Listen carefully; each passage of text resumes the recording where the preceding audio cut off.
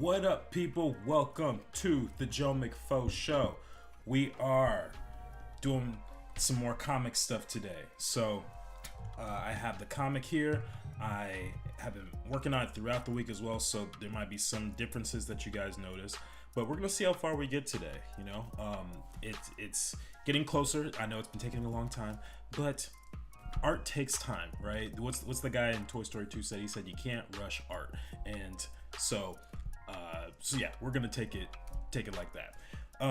Now, with that said, I'm also going to prepare my TikTok live stream. So if you guys just excuse me for just a moment, I tried to do TikTok live stream on my desktop as well, but I guess my upload speed is too slow for it. So unfortunately, I have to do it from my phone. So I'm gonna have this camera working, and then I'm gonna have this one over here, and so it just is what it is. All right, make it go live, and then you guys gonna be able to see my live stream. There we go. So we are cooking. So we're gonna be working on a new page today. We are going to be working on this one here, and specifically this section. So I'll do a little, I'll turn up the opacity so you guys can see it a little bit. Is this it? Yeah, so in this series of panels, it's just kind of like a vignette or a series of vignettes where they are doing their graffiti and spray painting and stuff. And so we have one person picking up their spray can, we have one person spraying, Enzi and Cairo over here, and they're also spray painting. And then we're gonna have Javen over here who's doing his thing as well. So you can see I've already started to work on that pose and adjust it a little bit. It actually, in a previous version, used to be Zalam's character, but after kind of looking it over again, I found that it actually worked better for the story if it wasn't like that. So yeah, that's how we're doing it today. I'm curious. I want to try something with the music. Yeah, I just changed up the music so it's coming from my my headphones, or not coming from my headphones, it's playing out loud because of the TikTok viewers. So if it's too much, if you guys can't hear me very well, just tell me so that I can address it. So let's get started with the drawing here. And as always, I want to thank you guys for coming on to the stream, and I want to ask how you guys are doing. Hopefully life has been treating you well in the last couple of days since we last saw each other. Music sounds good. Okay, can you hear me all right? Guess I don't need to have this anymore. Yep, all right, perfect. Then I'll just do this. I'll play my music out loud. All right, so in this shot, we have Javen kind of looking a little guilty here. So, we have a draw over that my lovely wife did, and hopefully I'll be able to kind of capture more of the emotion that she was able to do. She's actually much stronger at that than me, so we're going to do the best we can and make this feel like an emotional moment, because it is, you know, it is an emotional moment for our character. So let's pull up the black here.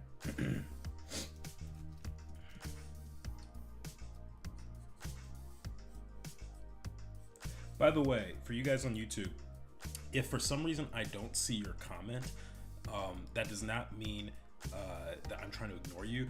Sometimes the software that I'm using hides comments. So if you send something and I don't respond to it, then I'm really not trying to ignore you or make you think that that I hate you or something like that. I think it's really just the system going like, hey, you don't need to see this. You don't need this comment.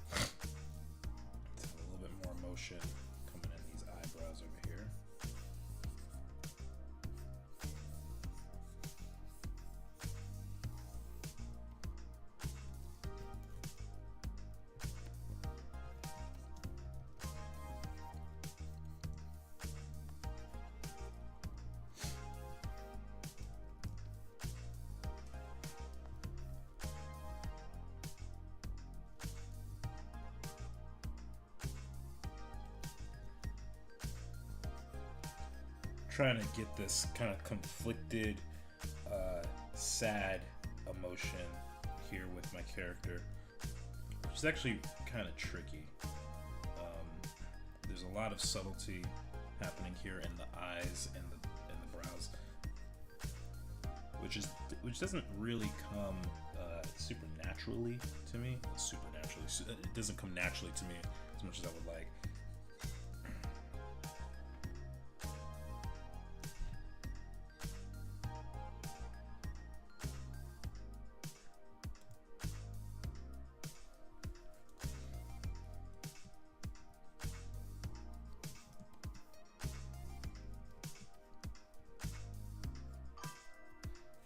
Expressions can be difficult. Yeah, they certainly can.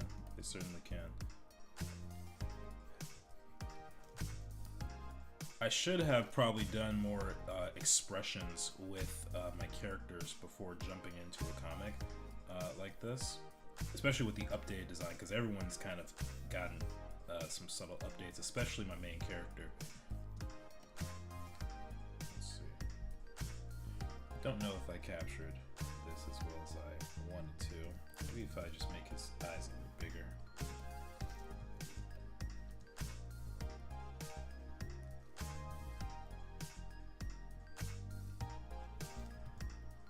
One of the things that I have been trying to remember, especially as I'm working on this, is reality can bend. And what I mean by that is there are certain things that may be technically correct, whether it's in perspective or anatomy or something like that, but if it feels right, then it is right. And that's one of those art rules that is really difficult to manage. What's up, Manette? Thank you for coming on. That's one of those difficult art rules to manage. If you think about it in terms of like animation, for example, you'll often see like smear frames of characters, and they'll have like 4 sets of eyes just to get the smear effect correct.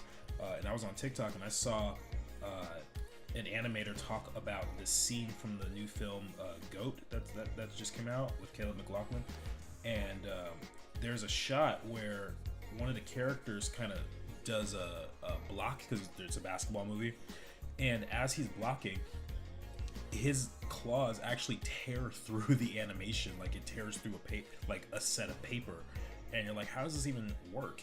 But it works because it's animation, and if you're able to create it and it feels good, then it is good in that sense. I wouldn't apply that rule to everything, everything in life, but when it comes to art, you can apply some of that logic.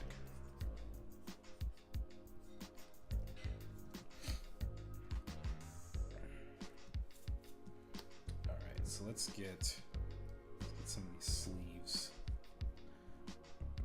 One of the most challenging parts of his design is the rolled up sleeves for him.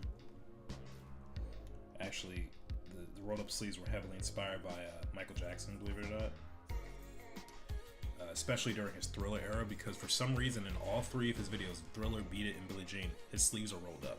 And I'm like, you know what? Since I'm a big MJ fan, I gotta have some sort of inclusion of MJ in here without making it super obvious. So I don't know if people think it's super obvious, but it does unfortunately make my job much more difficult. So there's that.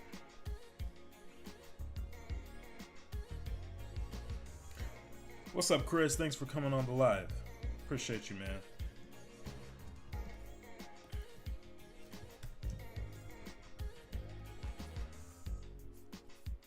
Yeah, here we go. This is starting to feel much better.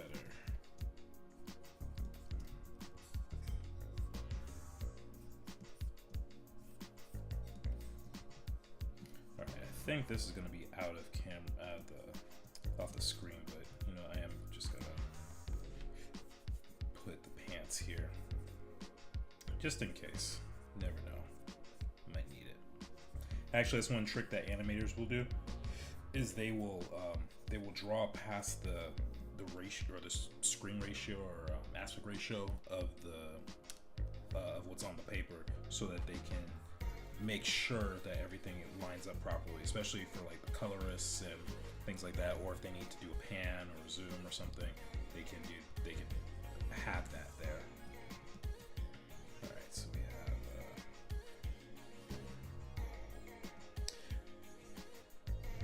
Let's see. I forgot it was Thursday, but I'm actually getting your TikTok notification. Oh, okay, good, good. I'm glad TikTok is promoting me. That's exciting. Alright. We do a little bit of a mesh here. Let's curve this line a bit.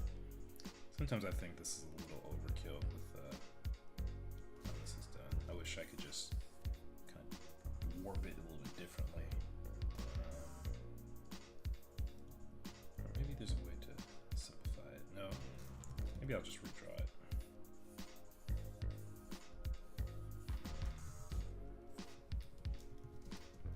There we go. That feels pretty good. That feels pretty good. Shoulders here.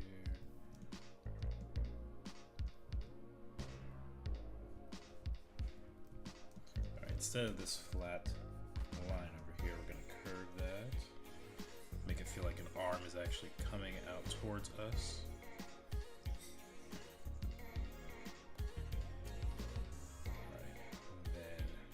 Wrinkles here. I'm just gonna color this part blue real quick, so I know that that is the sleeve, or rather the, what do you call it, the cuff. All right.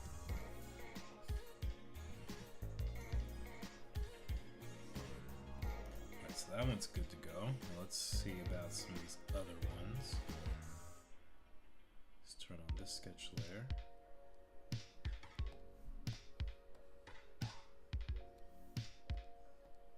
I'm gonna put a mask on this.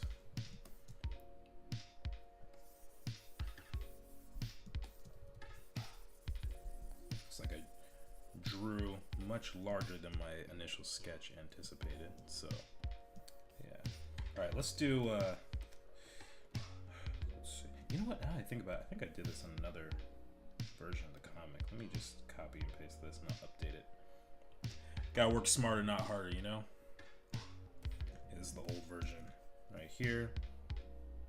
There's a couple of issues, but things like this hand is still good. We're still good, so let's see.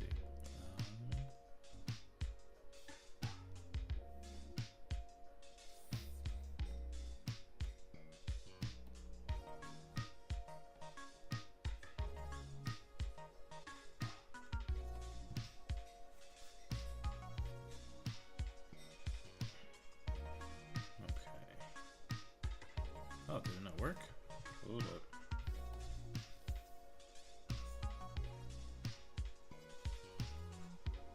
Okay, let's try copying the layers instead. There we go. That's better.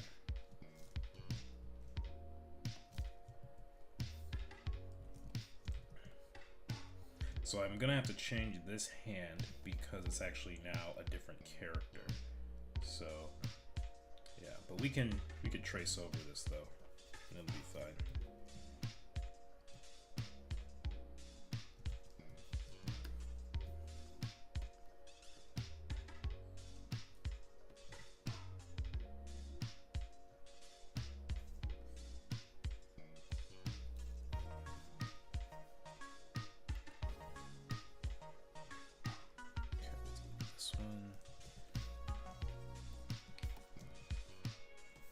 Probably have to move it over to the side too.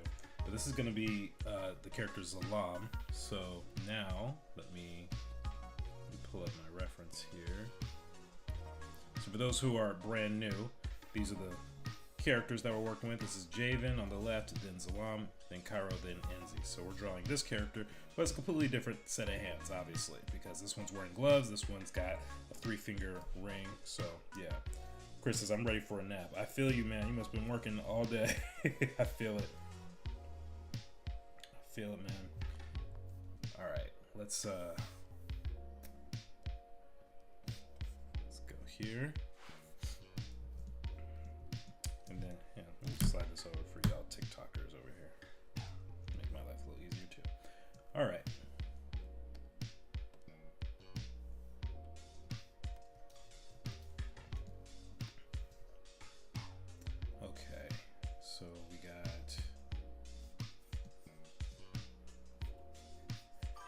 So I don't feel bad about tracing over this drawing because it's literally my own work. I already drew it, so I don't feel like I have to prove myself anymore. Why make it more difficult for myself? I already did the work, right? You available tomorrow? Tomorrow when? Depends.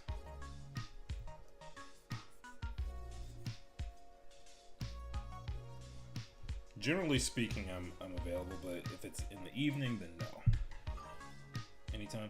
I'm calling out. Yeah, I'm free tomorrow. We can hang out, Chris. No problem. Yeah, as long as it's before like 5 o'clock my time.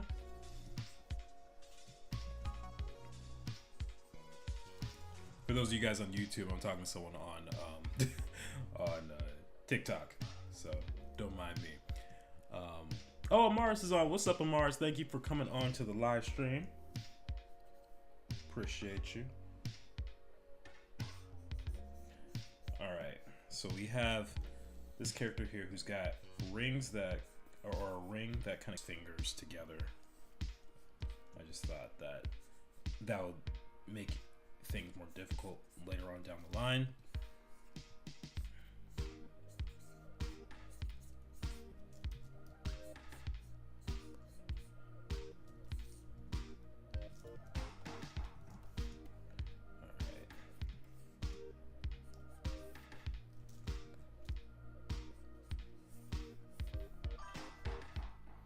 Feeling like my brain's in a fog. I understand that, Mars.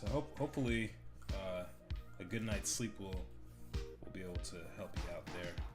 That's usually the only solution I have. My brain's in a fog.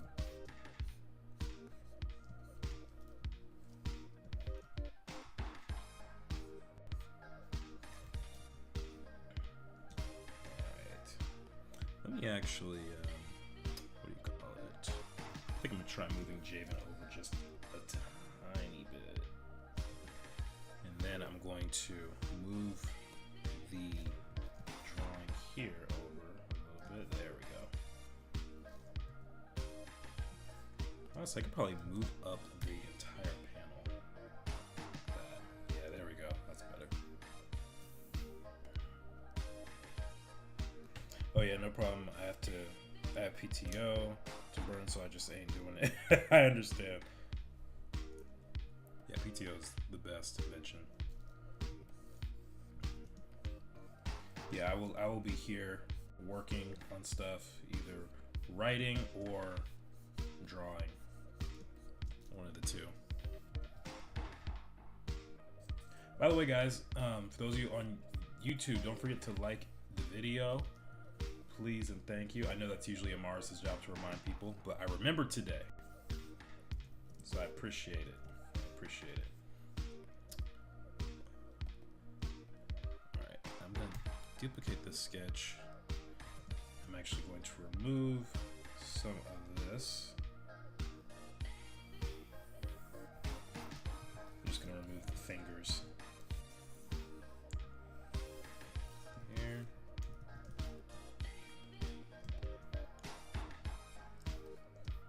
There we go.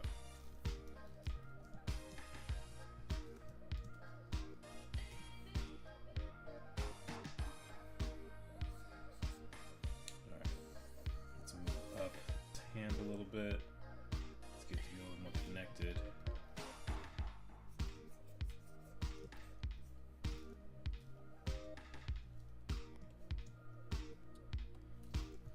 And then I'm going to pull out, let's do like a green or something.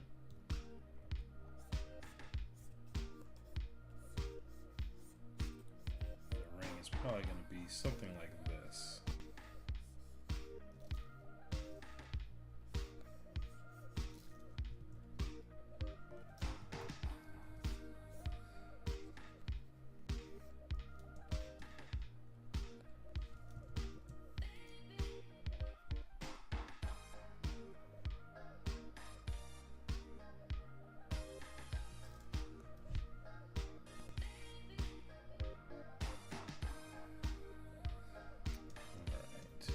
By the way, Chris, are you able to hear the music that's playing? Just curious.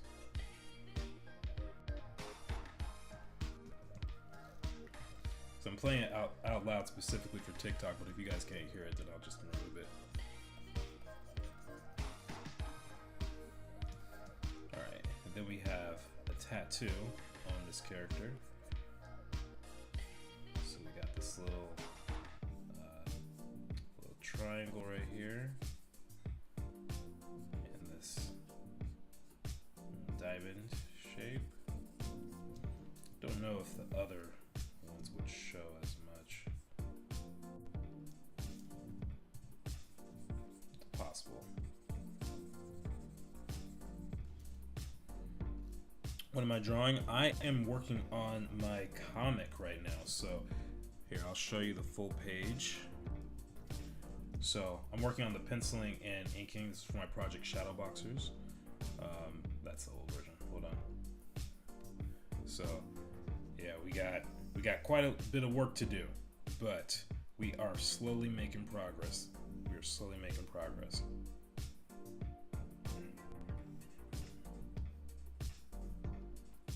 But I will tell you a little bit about the story. It's an urban fantasy world, and these characters have special abilities to manipulate light, and this is sort of the one shot for it. I have like a whole epic series for it, but I wanted to kind of do a short comic just to kind of get used to the flow of things, to understand how to create something of this magnitude, and also to learn my process. And because other people I've spoken to who have done comics for years all say that it's a good idea to have a smaller, less consequential project that to start off with. But I didn't want to do something that wasn't a part of my project and my story. So I just decided to do like a little prequel story, but it is still canon to the world. So if someone were to read this, they would get an even deeper understanding of the world I'm creating. But if they didn't, then nothing would really be lost upon them. But it'd be like one of those behind the scenes features on an old DVD or something.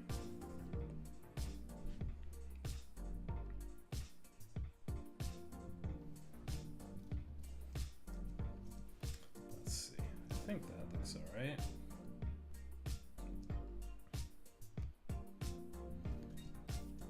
Then I just gotta, something about the hand doesn't quite feel right. Let's see. Maybe it's just too flat here. Maybe that's what it is. Need something a little more clear with the direction.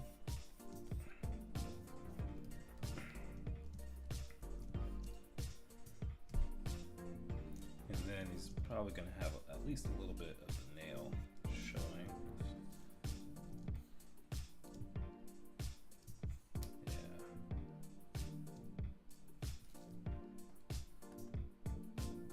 Or potentially I could move this up a bit and I can have a little bit less of this finger.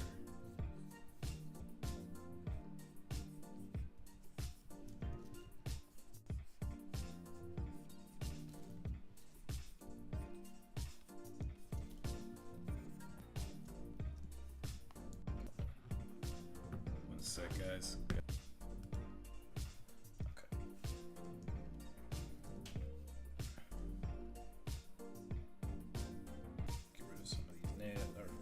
Fingers.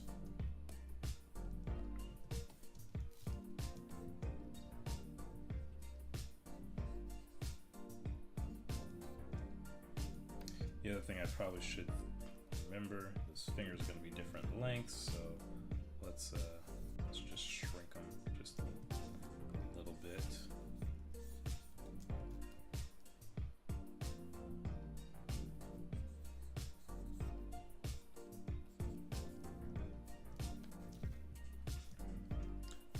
I know this cylinder or the spray can is a little off, so let's see if we can fix that.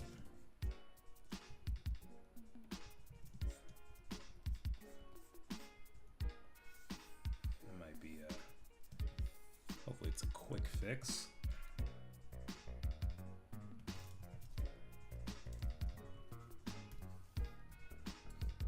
I'll probably do during the inking phase is get like one of those cool Clip Studio Paint rulers. Realistically, I don't need to worry about it too much at this stage.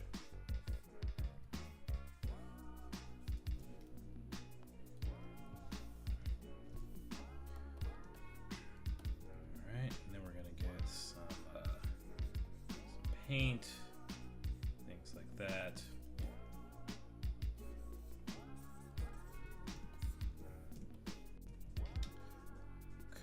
And then what I can do as well, since this character is wearing a rolled up sleeve, we can put that down here. Oop, that's the wrong color.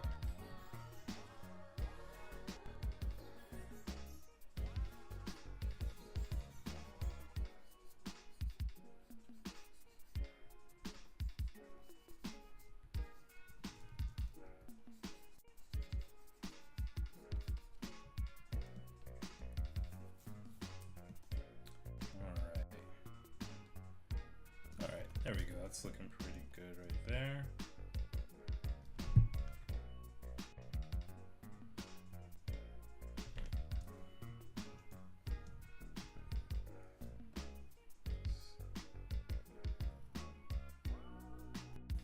Let me see something. Let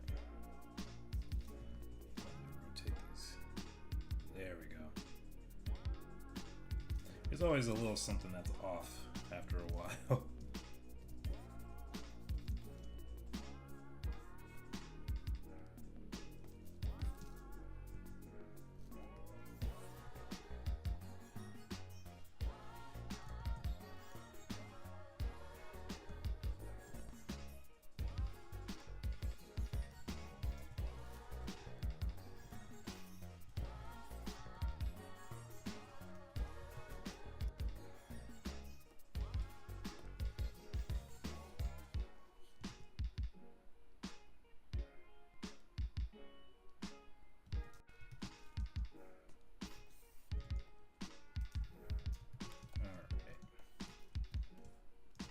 Check that drawing out a little bit later.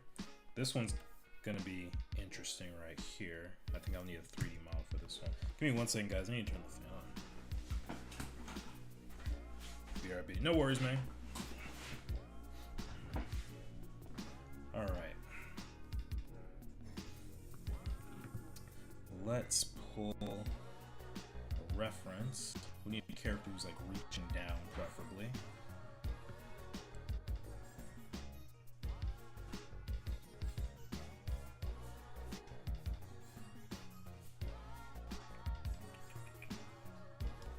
None of these are quite doing it, but that's alright.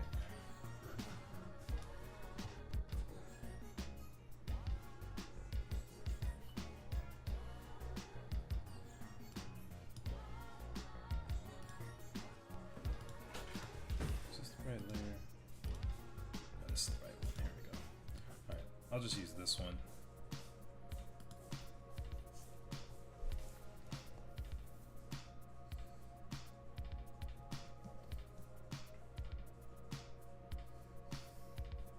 It's a quiet night for our YouTube crew today.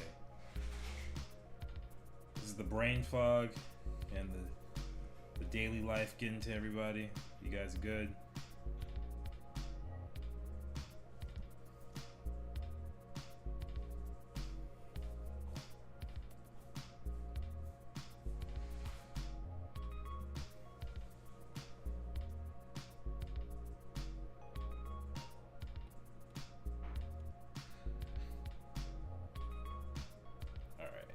This character, I need to have him bending slightly, so it's not going to be in the shot, but I do need him to look like he's picking up a spray can.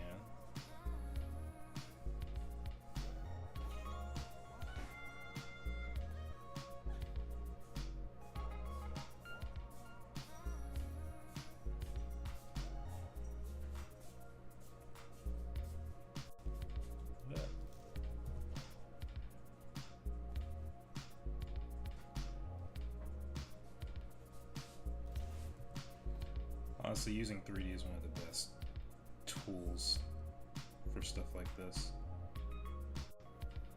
It's been super helpful.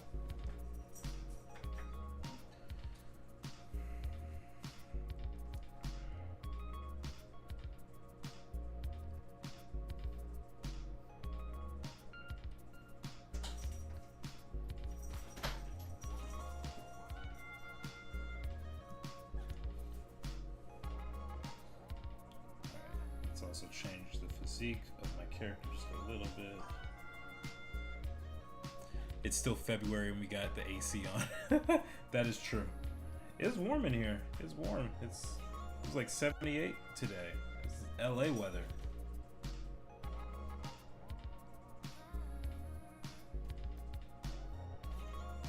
Let's get a little bit of the manga perspective. Let's have this character.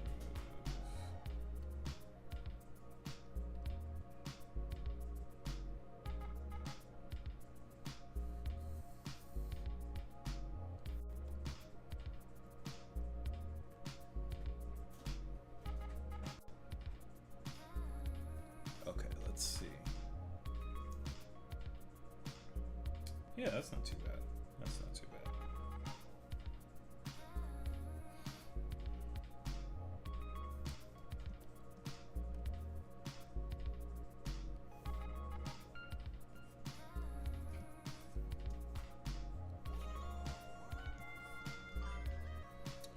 Manette says 28 today, 50 tomorrow. Spring weather keeps teasing, then we get winter weather again. Oh man.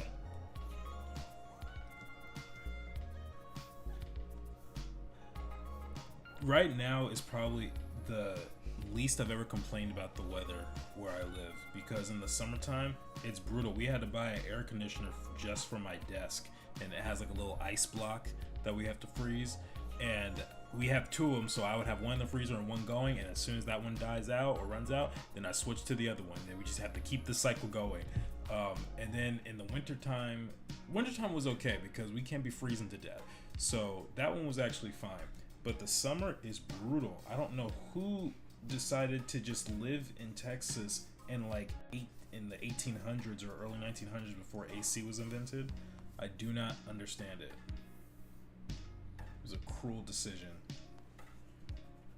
I mean, I get it. There's a lot of land here and everything, but I'm trying to figure out how people survived, man. I don't understand it.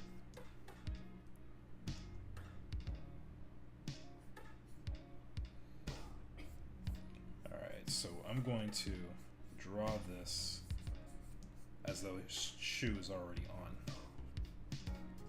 And this is Cairo, by the way. This is Cairo's foot. What I'm trying to do with this series of vignettes is have different characters. So in this top left one is going to be Zalam, this one's going to be Cairo, this one's going to be Zalam again, this one's going to be Cairo and Enzi, and then we have one Javen, this big one right over here. So yeah, I think this will work. I also need to fix this arm too. Now I'm thinking about it. Let me just take care of that real quick because the arm is too big. It's one of the curses of being a perfectionist. You notice all this little stuff that potentially no one else will notice. But I don't know. For some reason I never really have that luck. There's always people that tell me when my stuff is wrong. So yeah, I guess I gotta take that for what it is. I guess it's nice that they care enough to make sure I get it right. My goodness. Sometimes it comes at the wrong time.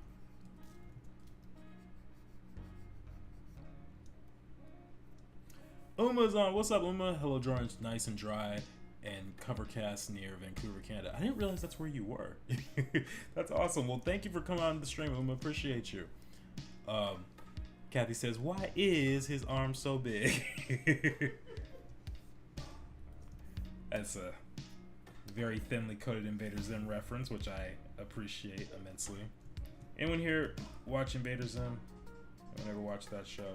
I have the art book somewhere on my my shelf. But man, that show is honestly so hilarious. But I actually think it was ahead of its time I think it should have come out in 2025. If that show came out in 2025, it would feel right at home. That show is unhinged. It is so unhinged. You have robots hiding inside of turkeys. You have you know, people turning into baloney. You have what else is there? You have those silly TV reenactments of an alien invasion where they have like the fake, you know, someone in an alien mask and they're trying to reenact what actually happened. Those types of events, and it's absolutely crazy. Yes, that show was good. It was so funny. It was so funny.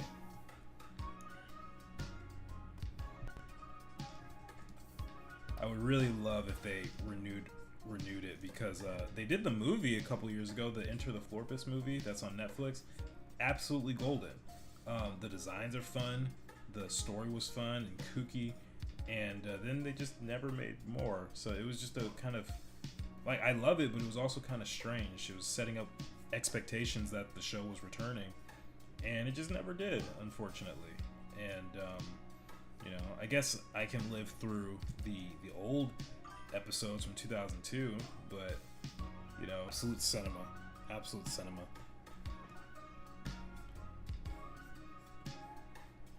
I'm curious, what shows do you think should never have been canceled? Invader Zim, I think, is one of them. I always loved Chalk Zone. I've talked about it before, but Chalk Zone should not have been cut. It was one of the most creative concepts for a show ever. For those who don't know it, it's a show about, he draws a circle, he gets to go into a portal into this chalk world, and all of his drawings that he's ever erased exist within this world. So whether it's a boat or a monster or whatever, it's so much fun. It's so much fun. Uma says The Pirates of Dark Water. I've never heard of that show.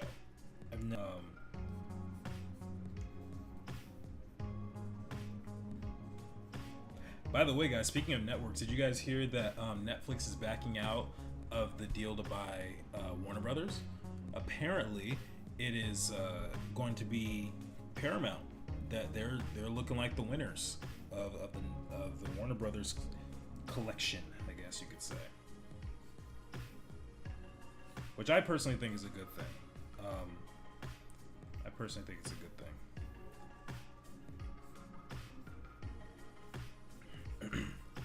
In the long run, I think it actually means more jobs for people, because Netflix doesn't care about movie theaters or anything like that, or the old school methods for how movies make money. They're a tech company at the end of the day, and they have to do without system needs. You also said Altered Carbon, a cartoon from 1991. Yeah, I've never seen that. You know what? Let me look it up. Let me see.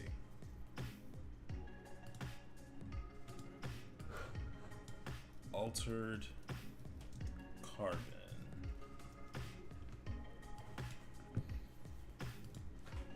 Okay. Oh, you know, I have heard of this one. Never seen it though, but I recognize the Anthony Mackie in it. But then what was the other one? The Pirates of Dark Water. It's actually a really cool title. Pirates of Dark Water. Let's see. Is this like a He-Man spinoff or something? Or She-Ra? What is this? He totally looks like characters I've seen in like She-Ra, I think. Let me see. Produced at Hanna-Barbera. Doesn't say it's part of another universe. Huh. I don't know. Yeah, I've never seen this. This is before I was born. So, if it only had one seasons before I was born, yeah, chances are I never heard of it. What made the show so good? Just out of curiosity, was the humor? Was the action? Was the animation? It's a different world. A team that must find the 13 jewels. Oh, okay, cool. That sounds kind of like a little bit of Sonic the Hedgehog in there, but it came out around the same time, so I doubt that they actually. I always like those what do you call them? The going on an adventure, a quest. The quest. There we go. Yeah, I always like those movies where or shows where they have a quest to go find all these objects. There's actually a little bit of that in Shadowboxers too.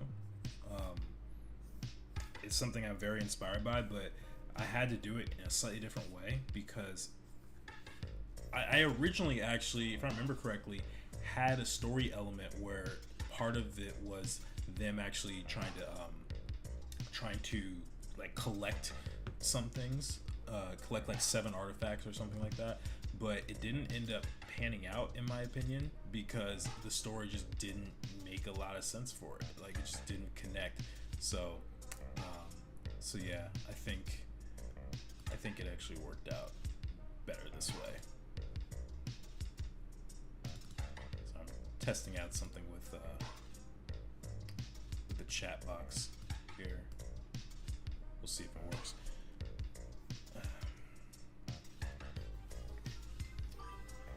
Oh, that's not gonna work.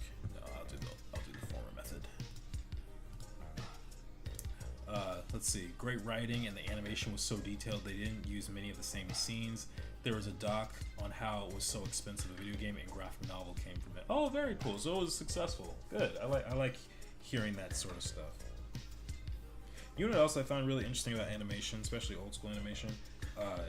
There is a sense of there's a connective tissue between the decades of animation. Like when you look at something that looks like it's from the 80s, they all look like they're from the 80s. So 90s shows look like they're from the 90s, 2000s, 2010s. They all look like they're from that specific era. And I don't know exactly what that is. I've been quite fortunate to figure this out when I was much younger. Sorry. YouTube videos playing. Yeah, I find that really, really fascinating.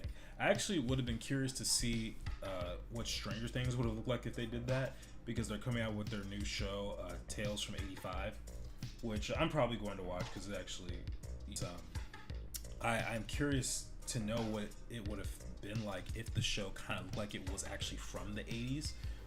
They probably didn't do that for financial reasons, but I thought it would have been really cool.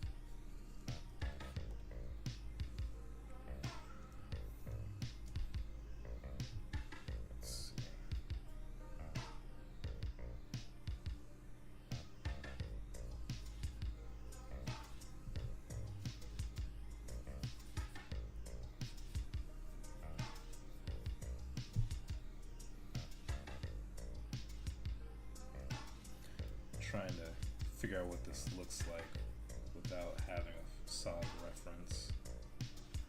I'm probably gonna have to get one later, but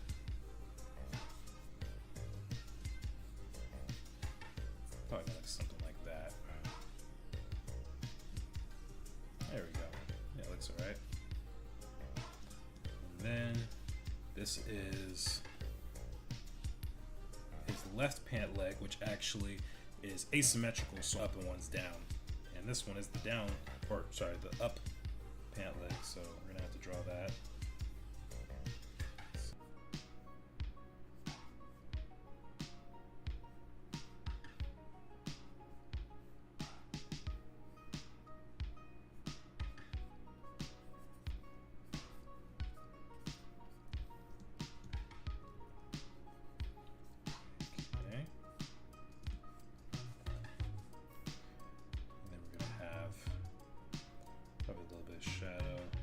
Here,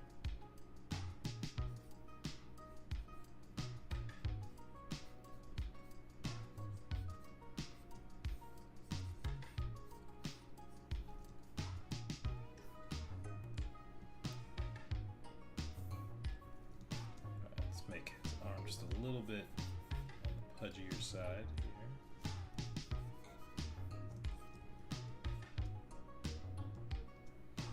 I wonder if I should draw like his head or something. Who might not understand what's happening here. I need to edit this. Wait, yeah, maybe something like this, except I'll move it down.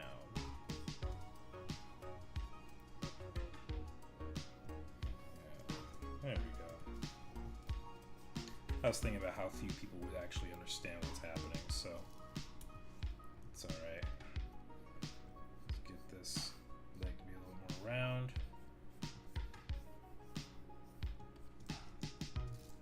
I'm just gonna scale it down just a little bit more. There we go. Yeah, that feels better. Cool angle. Thank you! I'm glad you like the angle.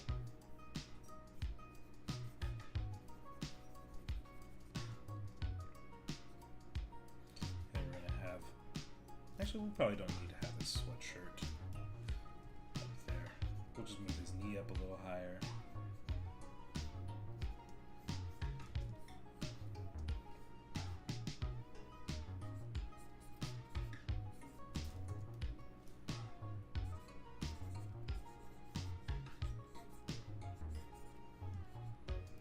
Okay, and then we'll probably end up having some sort of shadow over on this side, possibly.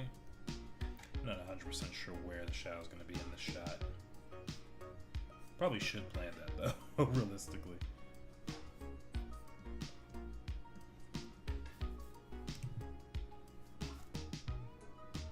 Alright, let's see. So we got that here, and then got the sweatshirt again.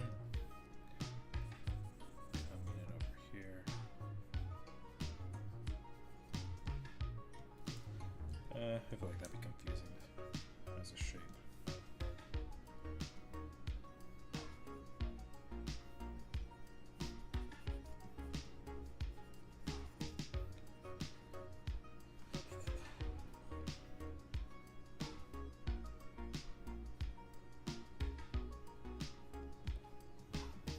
All right, not bad, not bad. I think we can move forward.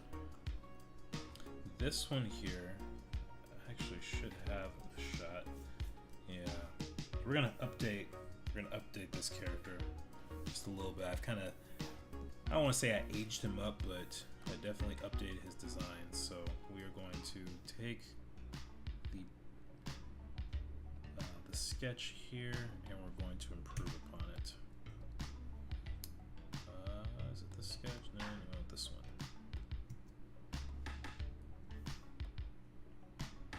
I'm gonna have to go back into this file and delete all the layers that actually don't matter.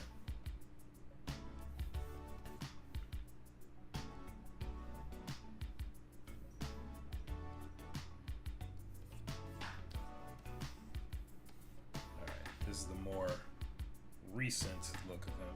It's virtually the same character. I think it's pretty easy to tell, but still, I think it's important to have those little distinctions in here if I'm able to.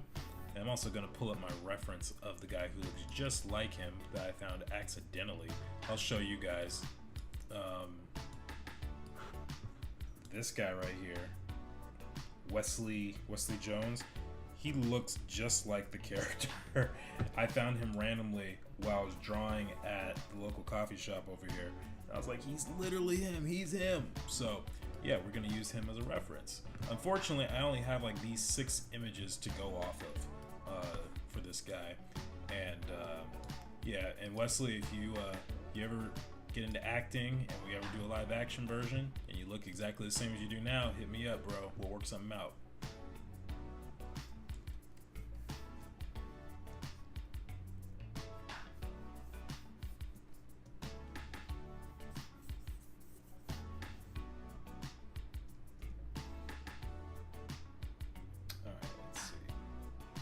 Trying to think what his expression would be like.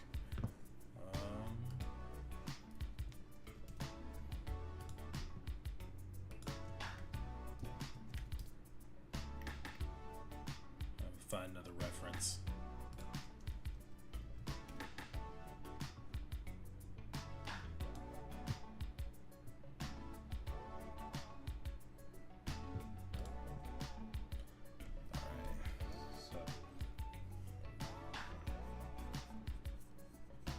one of the other things that I've tried to change with this character is his eyes were a lot less expressive before, so I'm trying to adjust that now and give him eyes that have more options to work with, because I think I was kind of stuck in mindset where his eyes had to be the same shape. I know that's not right to do because it's boring, and honestly no one is like that. All of us have eyes that move, so yeah.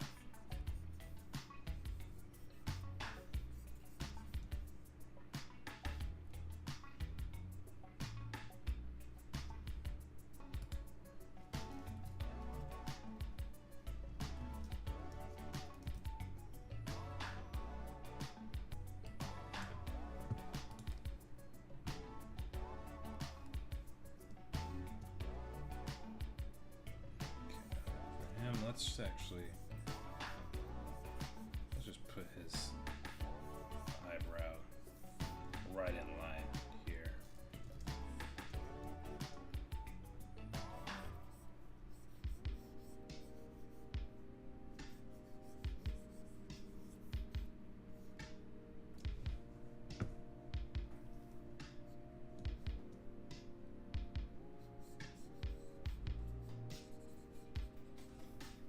Rotate this eye a little bit.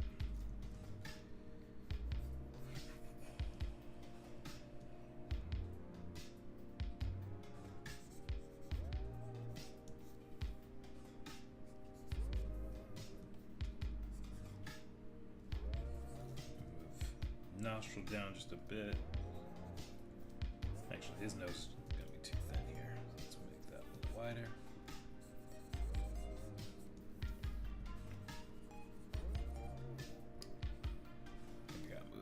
Brow up just a bit. Let's have a tilt.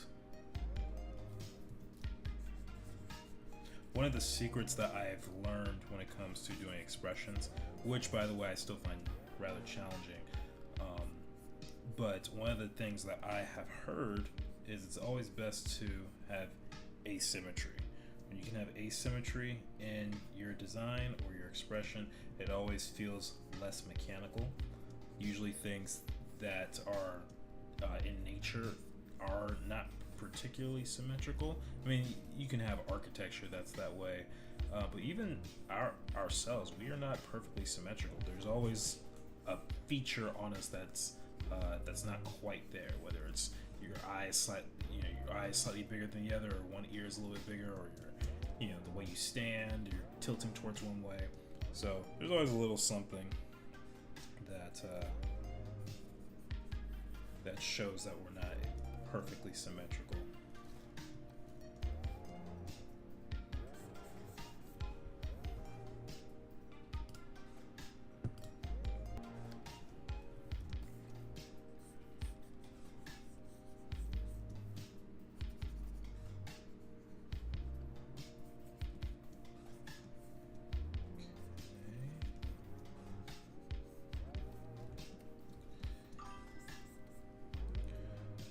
Kathy says that's one of the reasons we don't like how we look in photos, because of the asymmetry. We look a bit different from our reflections. That makes sense. I didn't even think about that.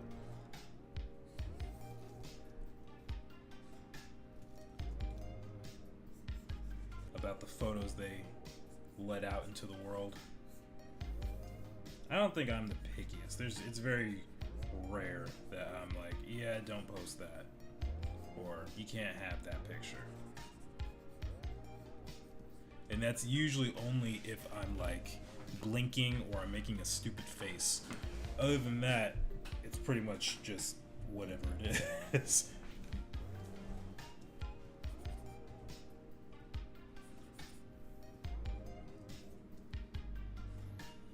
Alright, got this face here. Let's move it down a little bit.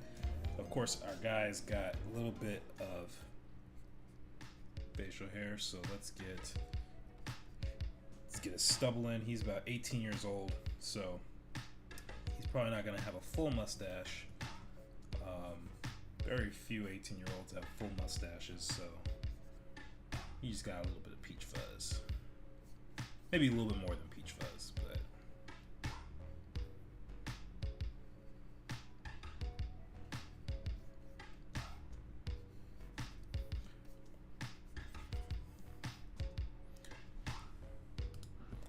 alright, let's look at some more references here. One of the references on Korea, he's worked on things like the Boondocks is probably the favorite thing that he's worked on. He's also been on Young Justice. I think now he's at Riot.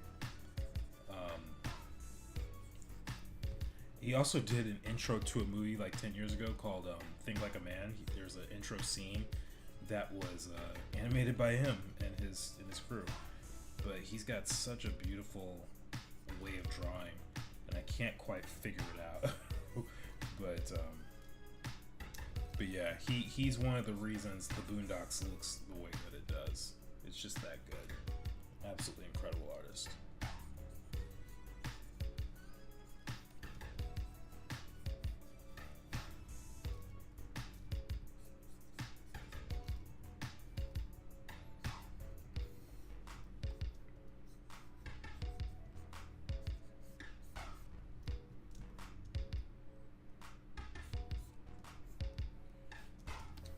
I don't think he's quite looking in the right direction on both eyes, so let's see if we can fix that. I'm gonna move his brow over just a little bit.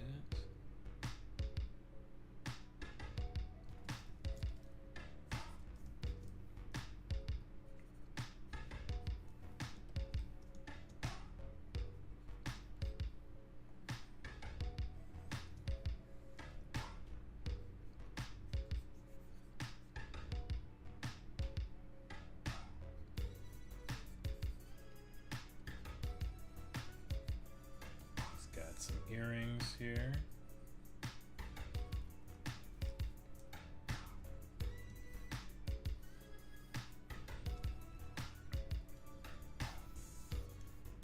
Actually, I'm gonna do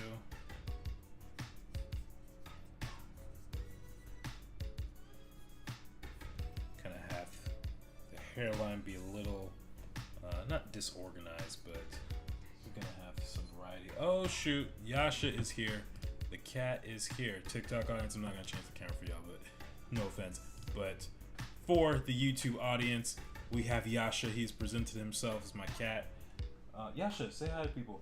What's up? No, turn this way. Yeah. There he is. You guys see him? Oh, my overlay is covering him a little bit, but that calls for a hydration check. When the cat shows up, we drink water.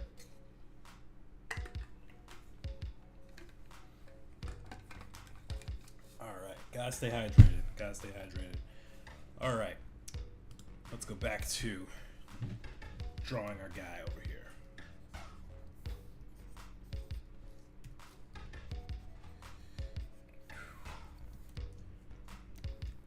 All right. We're also going to draw his locks over here.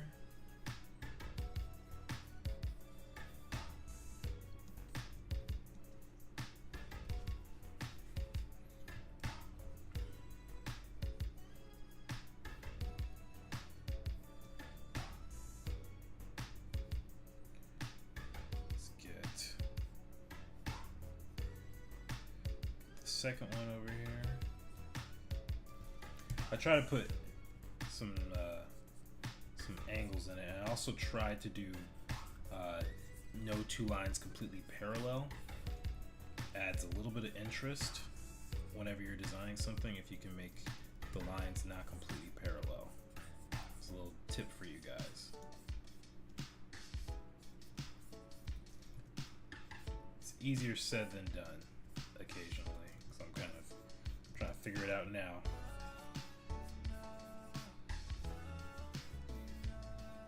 There we go. And then we'll get little rings here. Let's move this one up a little. This section might be a little too long now that I think about it. But what do I have it normally? Let me check some of these other pages. Whoop! I completely minimized. Here we go.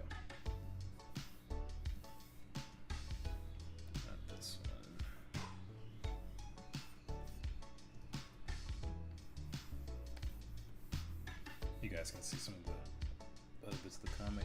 All right, so it looks like it's between his nose and his mouth. That's kind of the golden spot for the length of his locks. So let's just double check that.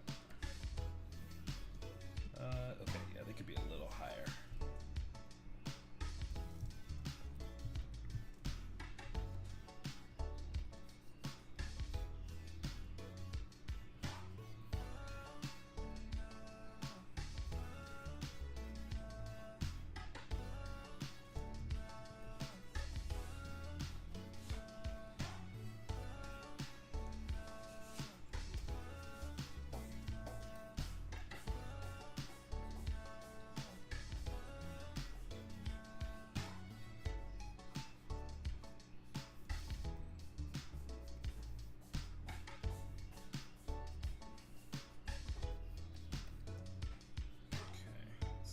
Hair,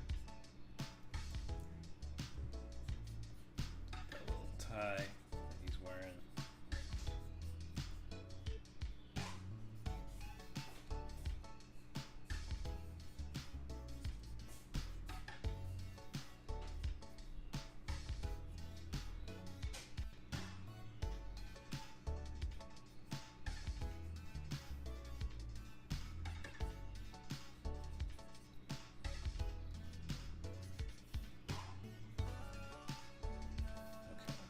Check again for how I do the hair.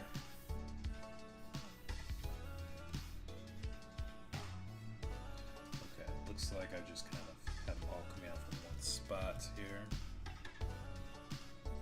That's why character sheets, I kind of have to just go back into the previous pages just to see how I drew them in order to make sure it's consistent.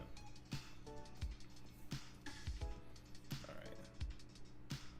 Oh yeah, he looks so much better now.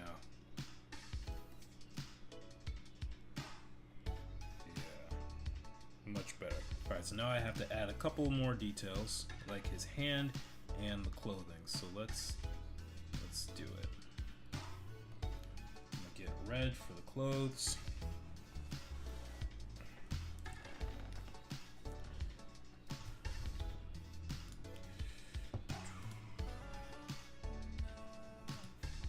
Alright, and then we're going to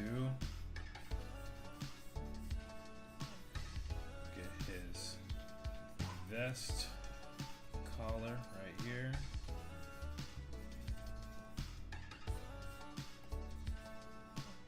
It's going to go a little bit wider than it has before.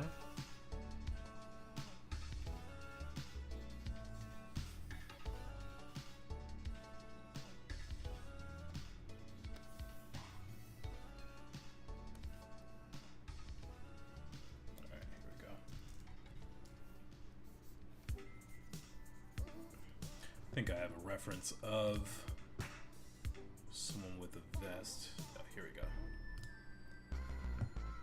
It's right here.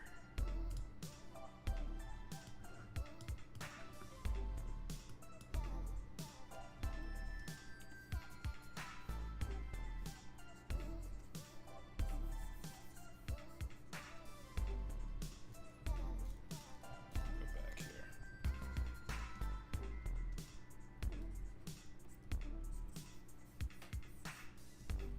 Hey Jordan, sorry I'm late to join. I worked at Eddie's today, got off at 6:30. No worries, man, it's okay.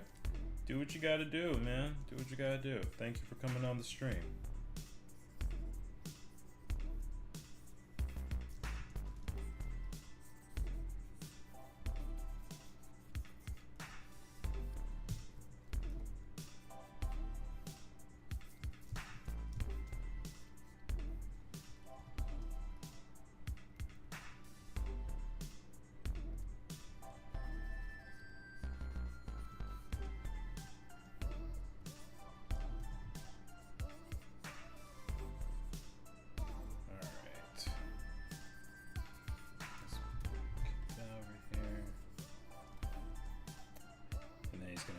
Two stripes. I'm gonna have to find an easier way to draw those stripes because it is not intuitive even for me. You know the design's difficult when you create it and you have a hard time replicating it. So I'm gonna have to revise it somehow. I can get this. I can do his collar right there.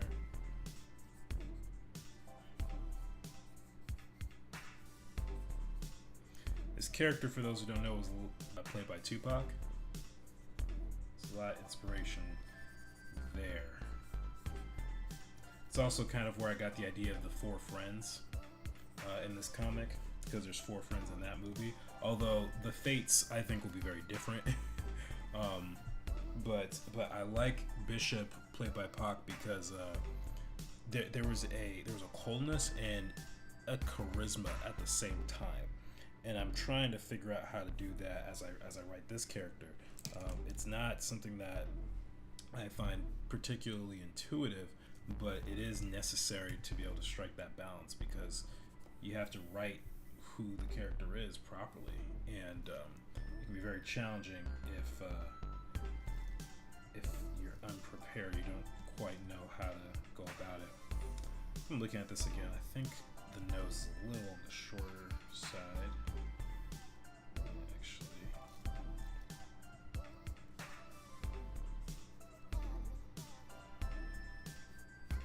If you guys are curious about how I designed this character, there is a playlist on my YouTube channel, The Joe McFo Show, where you can check out the process of how I designed this character from scratch, all on a live stream.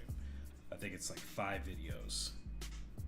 And what's crazy is he started off as just a small idea, and I was like, I'm just gonna design this character. And now, as I'm working on the script for the first episodes of this project, he's become one of the most vital characters in the story. He gets more screen time than some of the other characters who I thought would get the most screen time, at least in the first episode. So yeah, it's really, really crazy to see how things have changed over the course of time. Uma says, "Oh wow, I didn't know that. Great to hear the character's backstory and personality." Oh yeah. I forget what I have and have not shared on streams before, but yeah, this character was based off of Tupac's character a little bit. Let me see. There's a couple of things. So based off of Tupac's character, the direction is quite different though from the way they did it in that movie. But another thing is, this story is titled "The Art of Peer Pressure," which is based off of the Kendrick Lamar song by the same name. And the story that I'm creating is basically about Javen, my main character, who is trying to figure out who he wants to listen to. And he has his dad, who's trying to teach him more traditional principles about manhood and about responsibility and things like that. And then he's got his cousin and his friends, who are all trying to do other things and get him into trouble. So that's kind of what this story stems from. And ultimately, my main character, he's not a bad kid. He just is trying to figure out who he wants to become. And I think that's a message or a story that most of us can actually relate to. I think a lot of us have gone through things where we are trying to figure out who we want to become. Do we want to become like mom and dad? Do we want to become like like our friends? Do we want to become like our teachers? And there's no right or wrong answer, because some people don't have the best role models as parents, unfortunately. So that's not at all the battle in this story, because his dad is the best role model for him. But that is the case for some people, and so it's a struggle that I wanted to highlight with this short story, and it's going to be a reoccurring theme throughout the entire project, actually. Okay, let's make his finger a little shorter. I don't want him picking his nose. There might be a panel where I have that, but it's not going to be this comic. It's not going to be this one. There'll probably be a page where I have like little kids and they're picking their nose or something like that, because it's funny. By the way, everyone who's on the live stream, thank you for coming on. If you wouldn't mind liking and sharing the video, that would mean so much to me. That would mean that more people get to see what we're creating over here. It'll grow the Joe McFo fam. So I appreciate you all.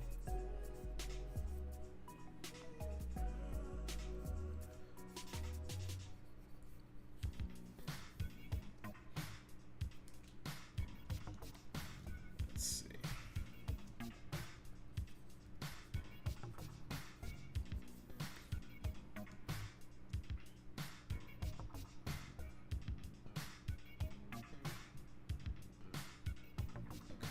I'm doing this.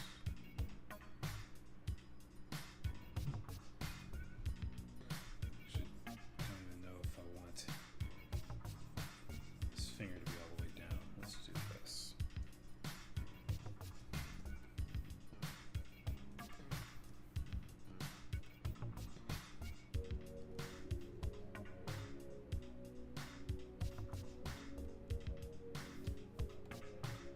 Okay, there we go.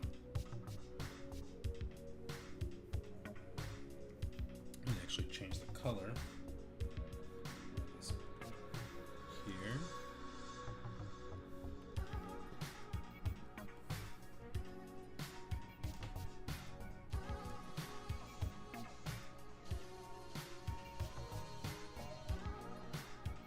Preston, you said more than 10 friends. Oh, it says he shared it with more than 10 friends. I was like, what does that mean?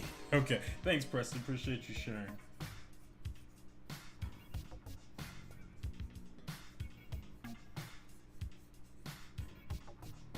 Alright, so this is going to be his ring. By the way, sorry, TikTok crew, about me moving it to the left all the time. As you can see, I'm left-handed, so I have a natural proclivity to move things over to the side. What's up, Katie? Thank you for joining the live. Appreciate you, friend.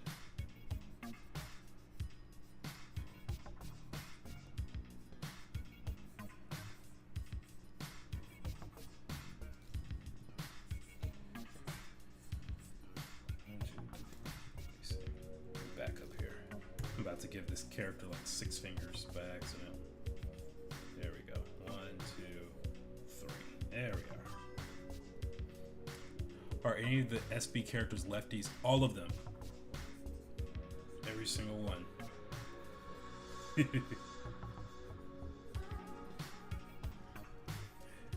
Maybe Cairo. Looks like Cairo's using his left hand here in this shot. Javen is clearly right-handed. Salam is clearly right-handed. So yeah, I guess Cairo's left-handed. Good question. Danny says, just here vibing with you. Oh, thank you. I'm glad you're here vibing. Always down for the vibes. All the vibes and the vibins. Appreciate it.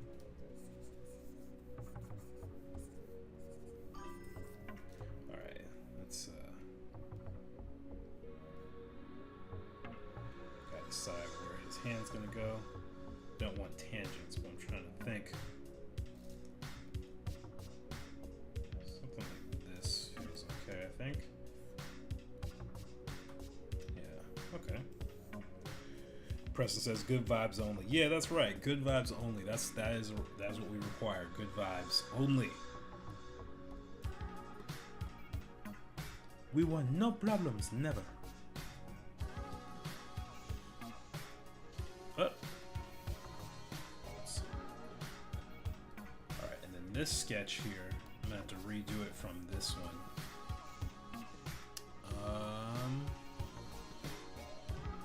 Let me see.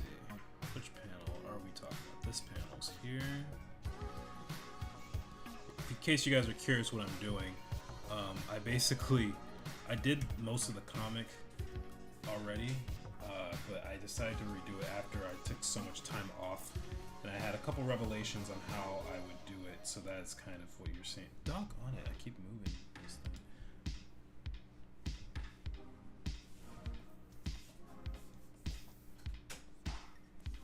Let's see.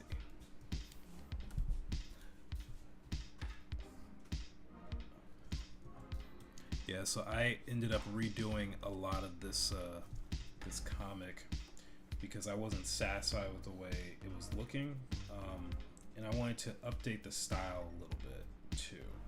So yeah, I know some people will probably bonk me on the head for that, but You know, it is what it is.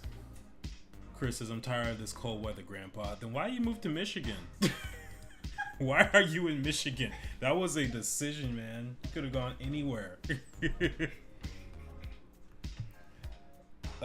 Preston's asking, have you ever seen any of the Venom movies? No, I have not. I don't even have a particular reason as to why. I just I feel weird about seeing a movie with Venom and Spider-Man's not in it. Like, it just doesn't have the same appeal to me. Oh, and you know, since I brought up Spider-Man, that is another hydration check. My wife just reminded me. So yes, whenever Spider-Man and Avatar: The Last Airbender are brought up, we do a hydration check with water because we gotta stay hydrated, y'all. Stay hydrated.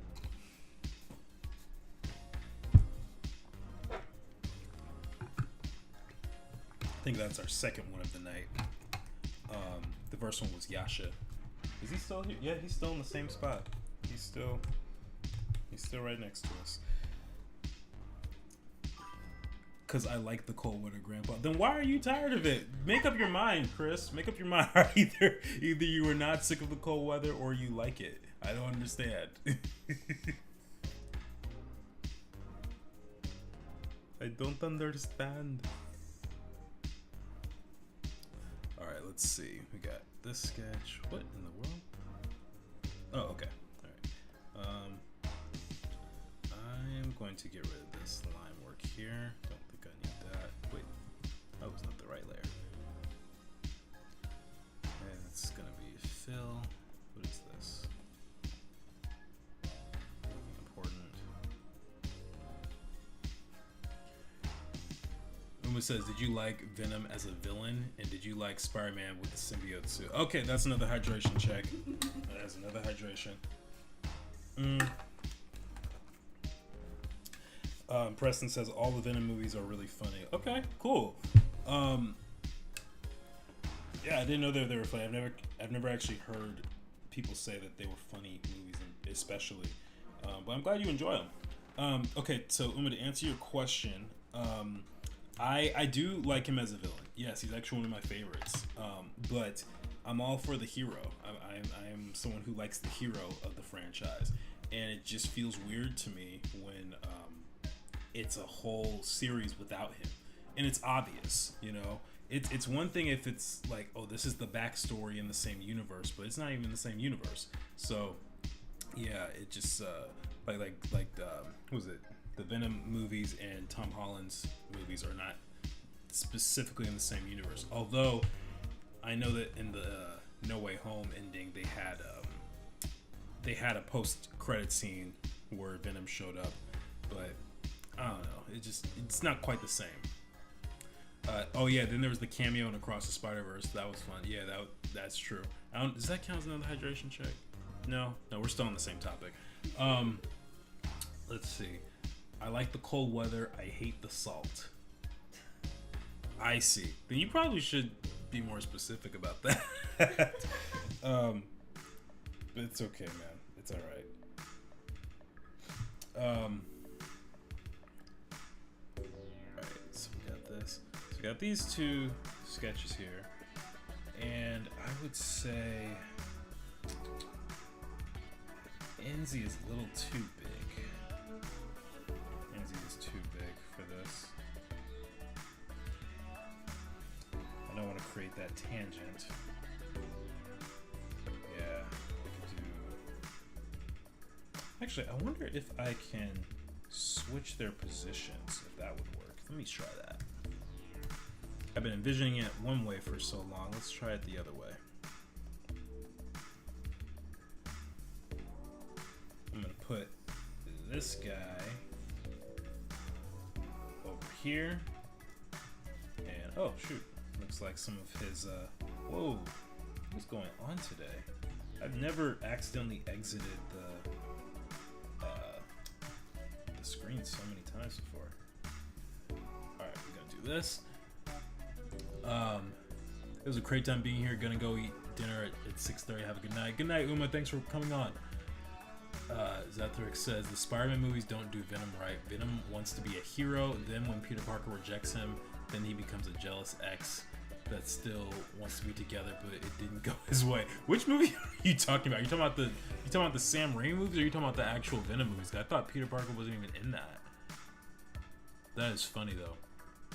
You know what? The one that I think did it the best is actually the Spectacular Spider-Man show from 2007. I think they did Venom really well, and actually that whole show is done really well. That's one of those shows that I wish never got canceled. Actually, it was really good. Does he still have the Spider-Man helmet that I got him? Bro, it's up on my shelf. Wait a second. Hold on. Oh, you're talking about the comics. Okay, so I wasn't aware. Oh, you want to grab it? Watch out for the Captain America stamp. Hold on. Thank you. There you go, Chris. There he is, all in his glory. And I believe the batteries still work. Yep, here we go. The batteries are still functioning. Yep. I will not wear this right now because it will blind my vision. But yeah, we got it right here. You remember I was so excited. I still am excited, man. It is a piece of decor that is permanently here in the place. So yeah, it'll turn off by itself. Yeah, it'll turn off in a couple minutes. Preston says, do you think Spider-Man is going to be in Avengers Doomsday? Oh, certainly. There's no way he's not going to be in that movie. He's the golden boy. He has to be. He has to be in the movie. People will riot. Alright,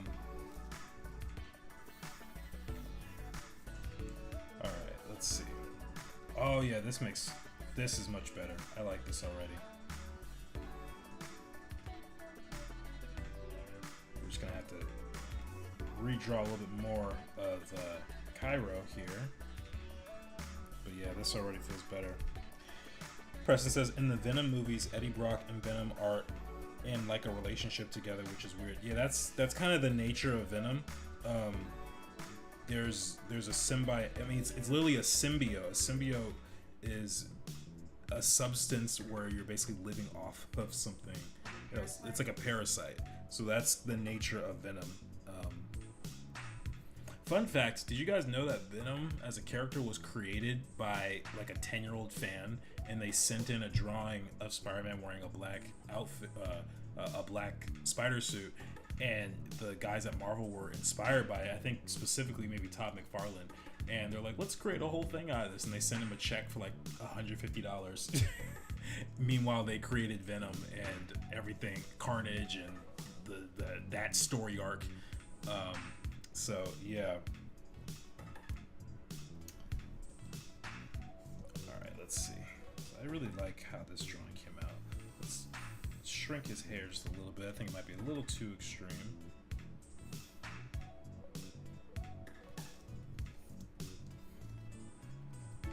Kind of like how this character's doing a little duck face as he's spray painting. I don't know why, but I don't know. Maybe he's practicing his kissing or something. Who knows? Maybe Enzi has a girlfriend. I don't know who she would be, but it's possible.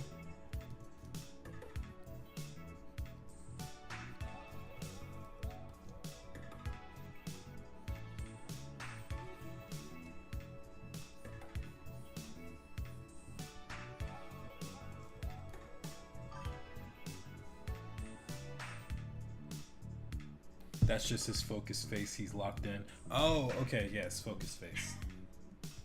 Maybe that should be a little speech bubble right here. Just be like, lock in. I can have him say it. I think that'd be pretty funny, actually. Lock in, bro. Lock in.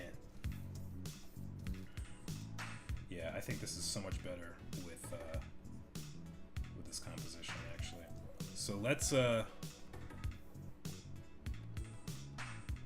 it. Let's change it up.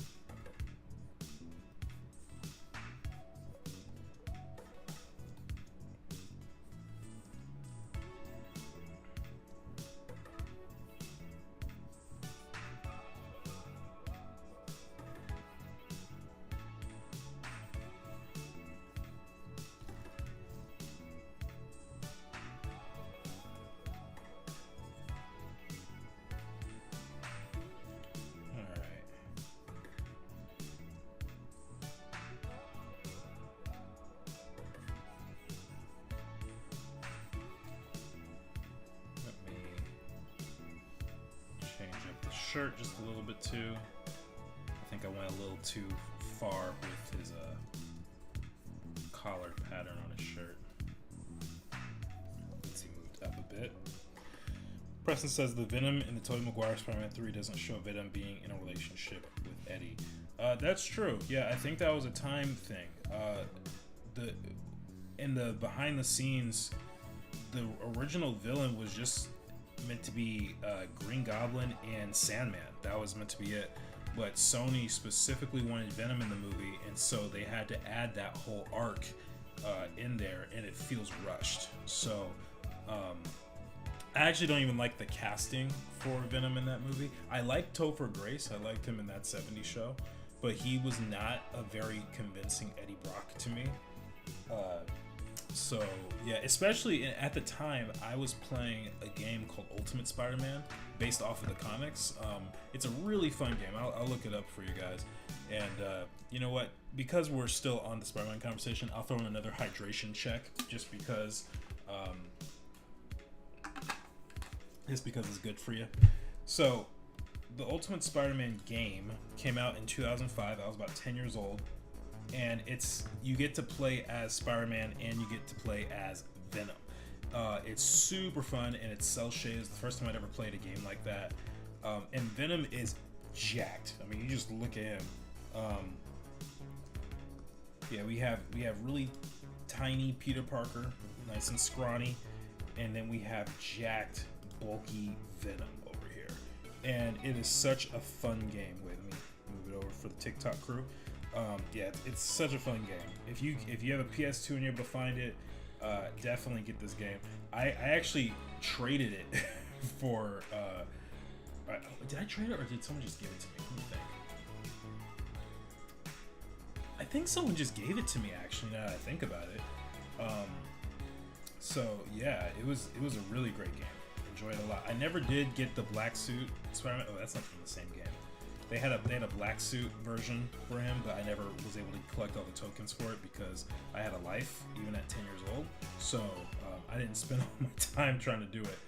And plus, you know, the replay value isn't all that significant, especially for a 2005 game. So yeah. Chris says Topher, he just isn't a good Eddie. Yeah, he wasn't.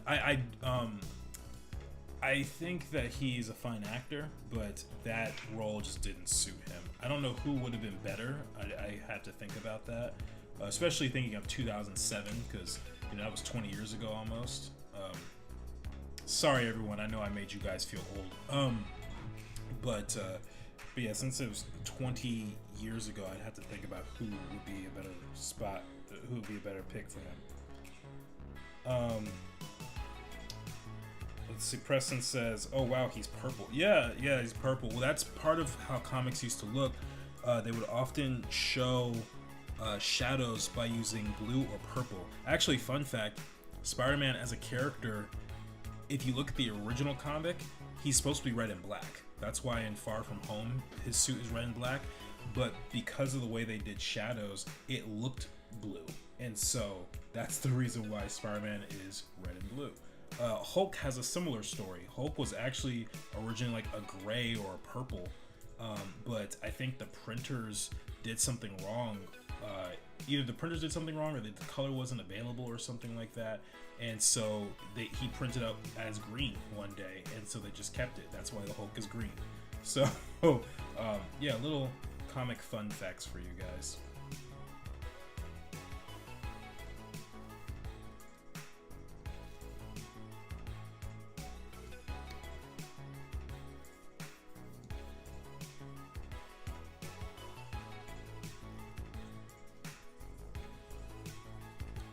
I'll have to go in and correct the mistakes with the shirt a little bit later, but yeah, for now it's fine.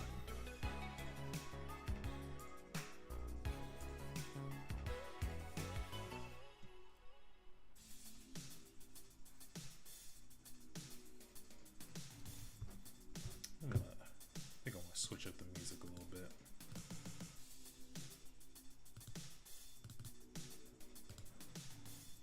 Let's see.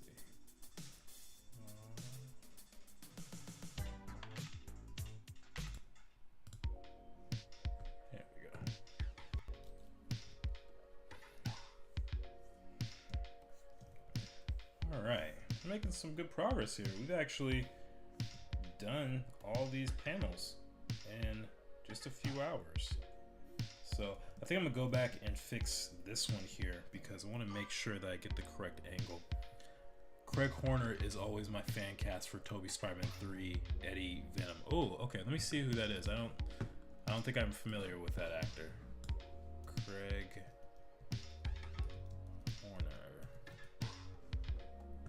Why does he look like Brendan Fraser? Oh my gosh. Tell me that doesn't look like Brendan Fraser. Let me see.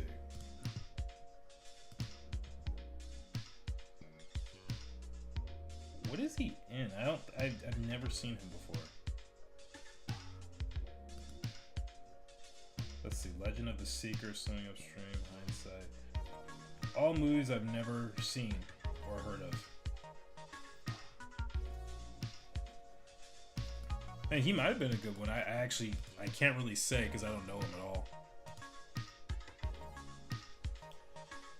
Preston's asking, what Spider-Man is your favorite? Tobey Maguire and is your favorite Tobey Maguire, Andrew Garfield, or Tom Holland? I like them all very much. I like Tom a lot. I don't think he is always given the best storylines, but I like Tom. He's just very charming and fun for me, and I could believe his nerdiness and his quippiness at the same time. When it came to Tobey and Andrew, it always felt like, and I know this is kind of the very famous argument or the very famous point where Tobey was a good Peter Parker, not a great Spider-Man. Then there's people who say Andrew was a great Spider-Man, but not Peter Parker. But I think Tom is a great blend of the two, personally. I will say, as a Spider-Man, though, I think Andrew is probably my favorite when it comes to like the things he would do, because he actually moves like Spider-Man. Like there's a scene where he's fighting against the Lizard in the first movie, and he literally crawls up and around the Lizard like a spider, and it was such a cool thing to see. And I was like, man, of course he would move like that. And I remember hearing something about Andrew Garfield like studying spiders as he was preparing for the role. So yeah, I think he did a really great job. But yeah, I enjoy all of them. There's not a single one where I'm just like, eh. So yeah, they all did great. I think my favorite villains though are definitely Tobey's villains. I like the Norman Osborn and Doc Ock especially. Even Sandman was a great villain in Spider-Man 3. Yeah. Tom's villains are all Iron Man adjacent villains, and the No Way Home, they were basically just villains from the old movies. So, you know, he didn't even really get his own villains like that. I still think Andrew deserves a third movie. I agree. I think that would be really great if they made a third movie for him. And he said, speaking of the Spider-Verse. Hype. Yes. I'm super excited for that. I don't know. I think they said it's coming out in a year and a half, I think. Yeah, that's going to be so good.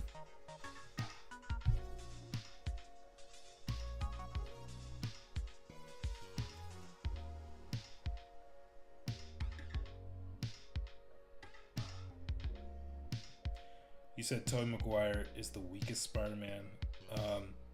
I don't know about that. When you say the weakest, are you talking about like his physical strength, or are you just talking about like emotionally weak? Because I don't know, Tobey stopping that train was pretty ridiculous. I don't think he's weak at all, actually. Spider Noir. Oh, Spider Noir. Gotcha. Yeah, that's going to be really interesting. I thought it was very cool that they have it. Yeah, it kind of gives the old school vibe of like Citizen Kane and Twilight Zone, all things that I think look really great. I love the chiaroscuro effect in film.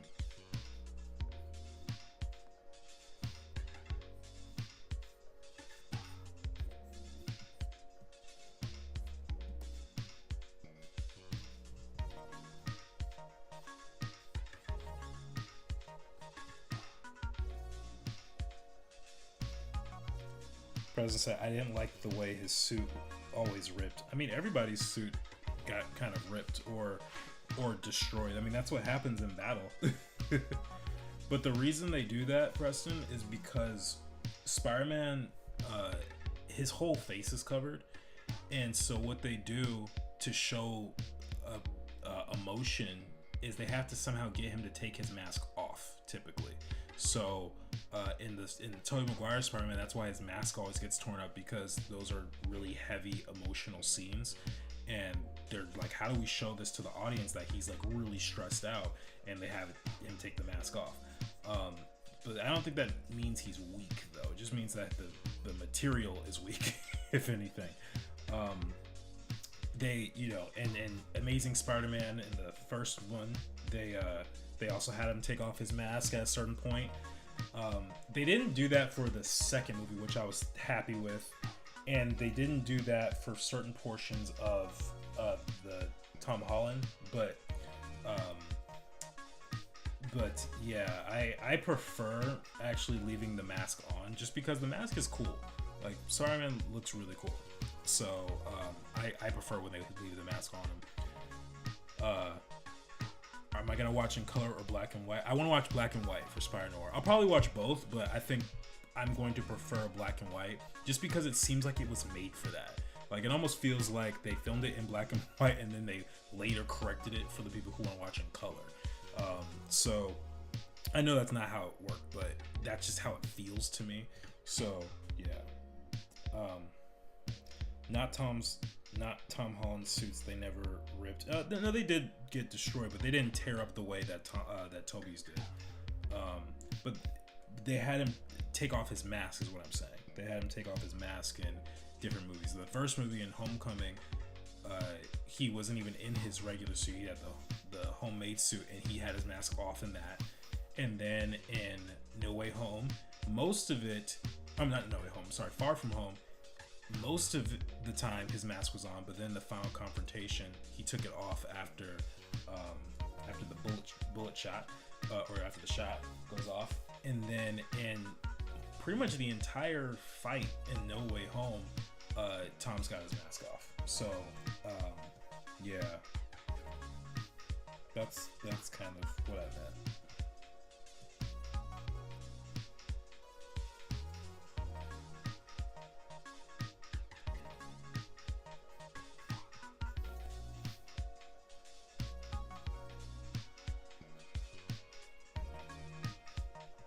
Yeah, Chris, which one are you gonna watch though? Are you gonna watch black and white, or are you gonna watch in color? I'm curious.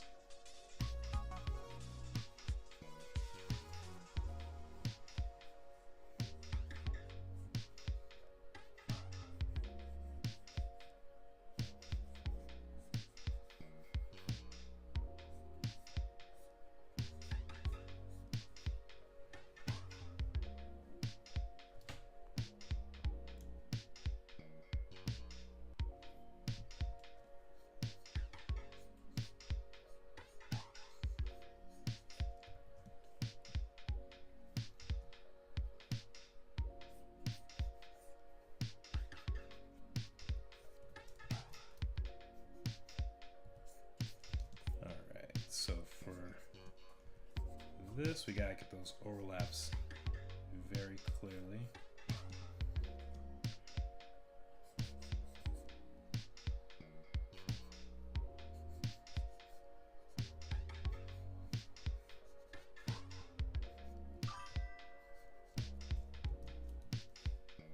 What's up, Mark? How you doing, man?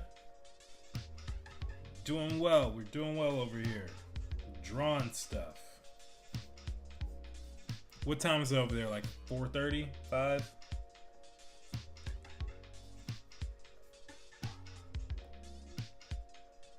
Preston's asking, will they ever bring back Tobey Maguire Spider-Man? I have no idea. That is a question for the people at Sony and Toby himself. No idea. Oh, there you are, Megan. What's going on? I was wondering where you were. Must have been busy. That's crazy. Mark and Megan coming on at the same time.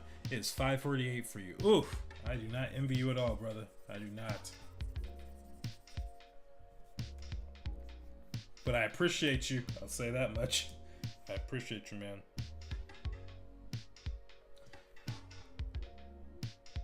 Chris is saying that Tobey Maguire's Spider-Man will definitely be in Secret Wars. Yeah, I mean, I have no idea. I haven't really kept up with the news stuff. I don't even know what Secret Wars is even about. So who knows?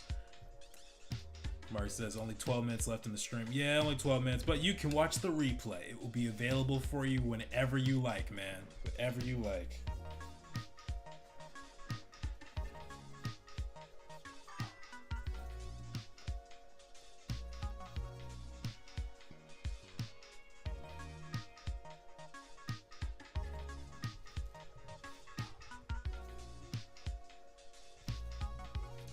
On weeknights I work out, so I come by after it's done. Ah, okay, got it.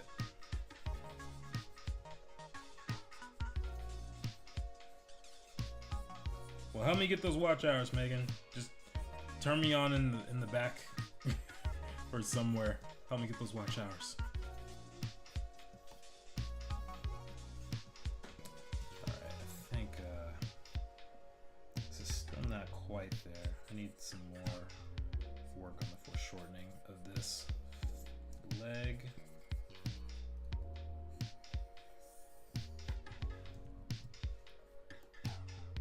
Alright, I gotta cook supper, so I'm gonna hang out, hit you up about 1:30. Alright, man, see you tomorrow. Thanks for coming on, Chris. Appreciate you.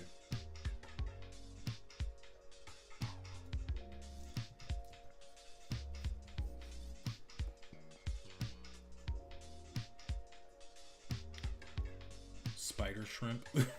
Who does spider shrimp? Megan is secretly Spider Gwen or Spider Toast. That's funny.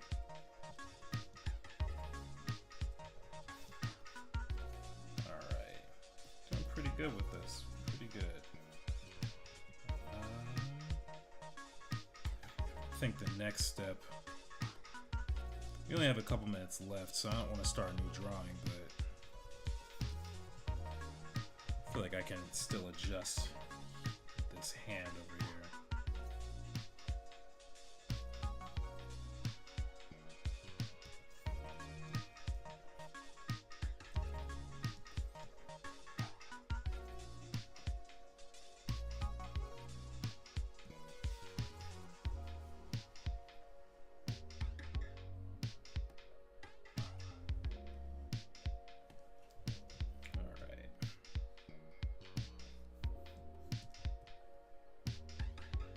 I actually think this drawing is generally fine. There's a couple of fixes I want to make to it. We have this one here. This one. Let's see, what other things can I do here? Let's work on this page on the right side.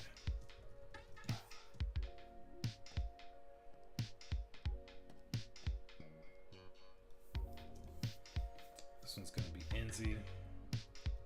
Actually, based on how this is, yeah, I think I need to actually flip this panel. Sketches. Which one is this? This one?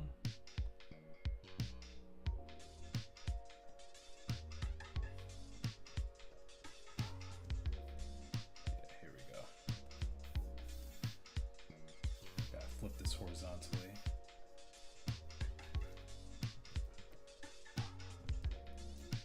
There we go.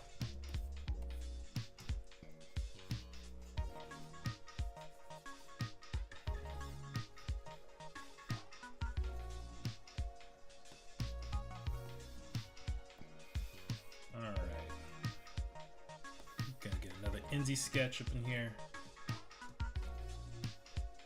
Everyone's favorite. Everyone's favorite tryhard.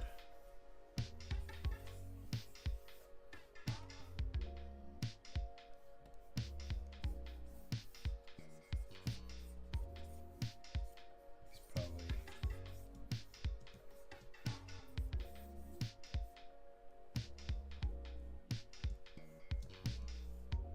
What hand do I have in spray paint with later? Ah, it's the right hand. Okay, I might need to switch this.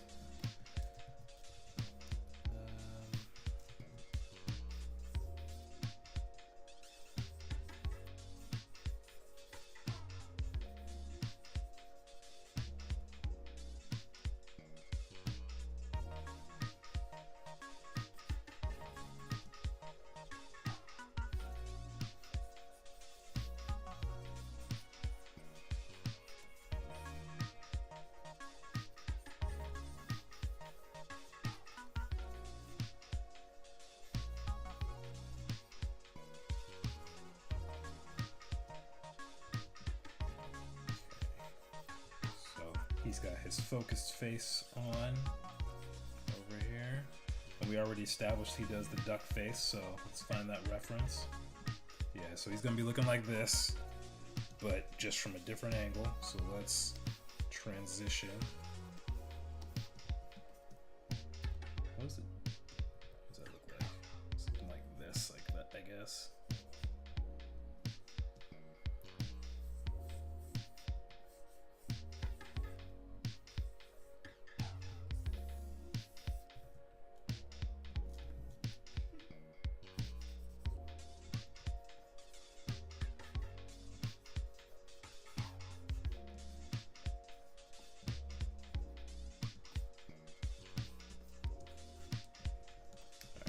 Face needs to be a little bit thinner, so let's adjust that.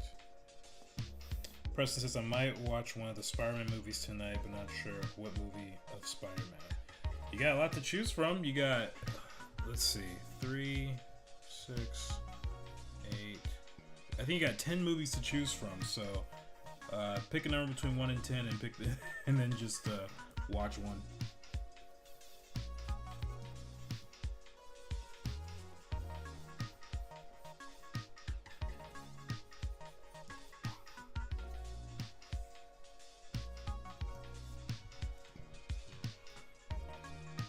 Mark and Megan said you guys just came on. We've been having a whole Spider-Man talk, so we had a bunch of water. So we're all watered out right now. Missed all the hydration. I hope you got that hydration when you were working out, Megan.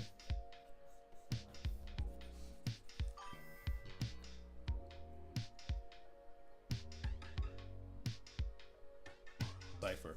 Good question. I think definitely in like the first arc they'll all be there, some to a lesser extent. Zalam will definitely be there quite a bit because there's a whole I guess story arc with Javen's family and dealing with that, so I think you'll see a lot of him. Enzi and Cairo, they'll probably have cameo appearances here and there. They're definitely in, I guess, the first episode. They're already in place there, but yeah, good question. Kathili says we are hydrated. Mark says get more water. I need my post-workout water. Mark, you got 3 minutes, man. Come up with one of your puns. Let's go. This is the moment you were meant to be here for. So come up with a pun in the next 3 minutes and get us all hydrated before we leave.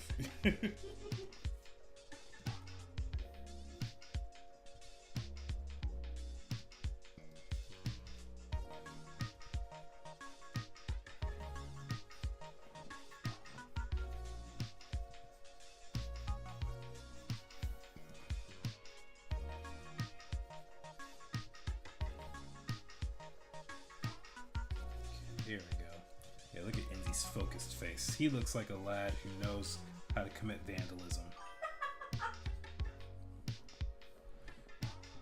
Kathy says, I'm always so impressed by Mark's brain capacity for puns at 5 a.m.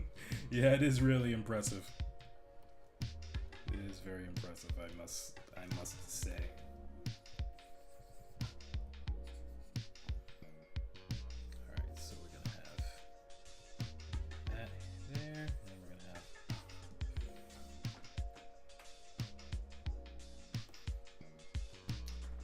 Preston says, so every time I mention Spider-Man, you drink water? Okay, so I'll explain the rules again. This started on my YouTube channel, but the idea is whenever Spider-Man as a subject is brought up, not every time you see the word. Just want to make that clear. Whenever the subject is brought up for Spider-Man or Avatar The Last Airbender, then we drink water. And that's everybody, not just me, because y'all need to be hydrated too. So typically when people come on my streams, they or watch my streams, they know they gotta have their water bottles ready. So yeah, that is the rule. So don't be trying to spam Spider-Man.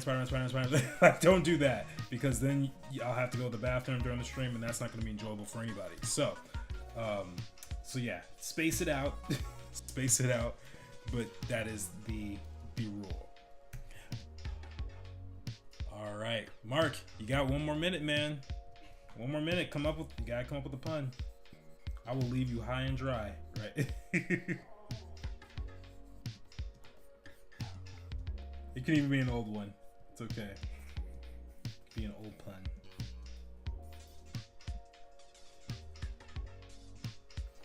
President says he looks like he's about to do something mischief. What is mischief? Is that, you mean mischievous? Is that what you mean?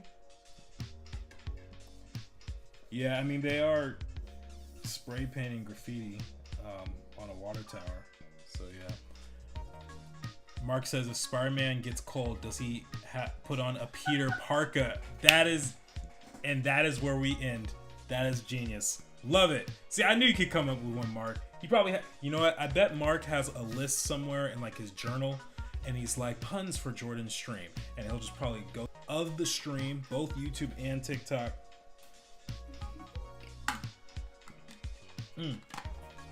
All right, let's take a look at what we've done today. We started this one at the last second, so hopefully by the time you guys see me on Sunday, this will be even more complete. But we dealt with this bottom portion of this page. We covered every panel for the most part, so I'm pretty happy with this progress.